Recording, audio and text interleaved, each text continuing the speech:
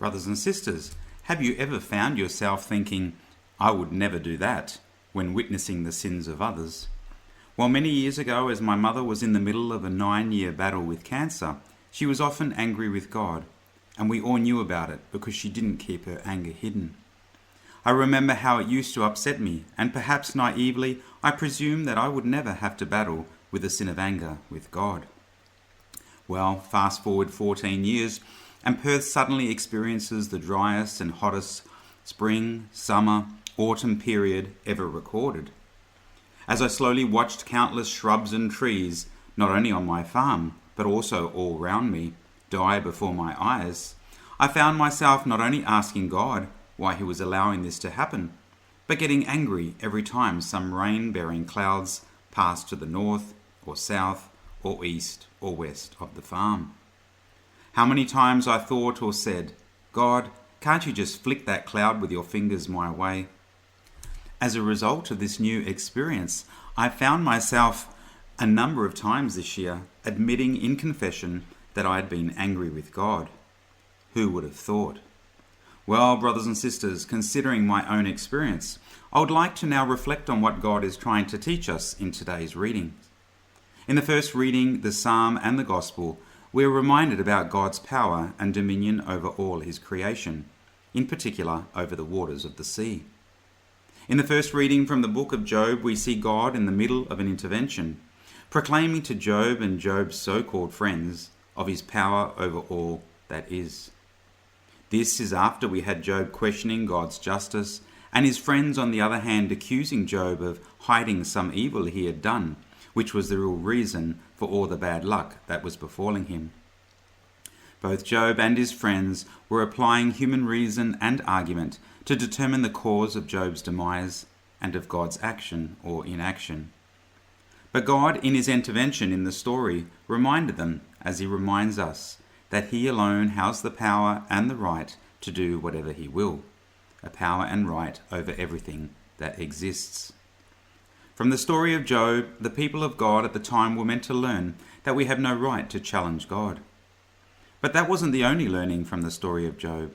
They were also to learn that a person's temporal circumstances were not to be used as a guide to the judgment of their character. As St. Paul tells us in the second reading, "From now onwards, therefore, we do not judge anyone by the standards of the flesh." This is an important point, brothers and sisters. We cannot look at someone's worldly prosperity and so-called luck or lack of it, like Job's friends did, and make conclusions about whether they are worthy or not, whether they are faithful or not, whether they are sinful or not. As God tells us through the prophet Isaiah, his ways are above our ways.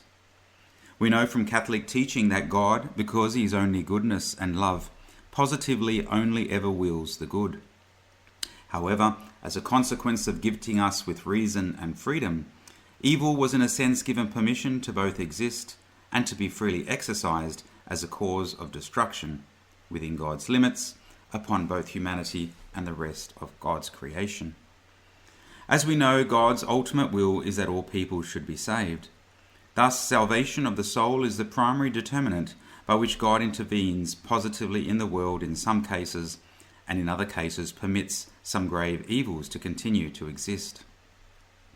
In today's Gospel, as the apostles were at risk of being killed, Jesus intervened, calming the storm over which he has dominion, and all was well again. The continued existence of the apostles for a set time was essential for the establishment of the church, and ultimately the salvation of so many souls through the church, and so the apostles lived to see another day. But as we know, it's not always that way, for many good Catholics over the centuries have died premature, calamitous deaths. But we must always trust that God knows best, in some cases intervening and some cases not, as is required for the salvation of souls. In light of my earlier confession, it is interesting to see that even the apostles seem to be somewhat angry with God when they say, "Master, do you not care? We're going down." Like Job, they recognized Jesus as master, but on the other hand, they assumed he was somewhat indifferent to their cause, as he seemed to be doing nothing while they were potentially going to perish. And how did Jesus respond? Well, firstly, he calmed the storm, And then, in a sense, he rebuked them when he said, "Why are you so frightened? How is it that you have no faith?" Jesus corrected the apostles as God corrected Job, as God corrected me. So, brothers and sisters, what can we learn from all of this? Well, firstly, we must be constantly reminded that God alone has dominion and power over all of his creation, and he alone will decide when he should intervene in creation or not. Secondly, we must refrain from judging God's action or inaction, either in our lives or in creation in general. While God always wills the good, he often permits evil, but always with the intention of bringing good from it. That is, the salvation of souls. We often can't see how God is working. Thirdly, we must also refrain from making a judgment about the holiness or otherwise of a person's life simply by looking at their apparent temporal prosperity or lack of it. And finally, until our dying breath, we should never assume that we won't fall into a particular sin of another, as I did. For as the old saying goes, there go I, if not for the grace of God.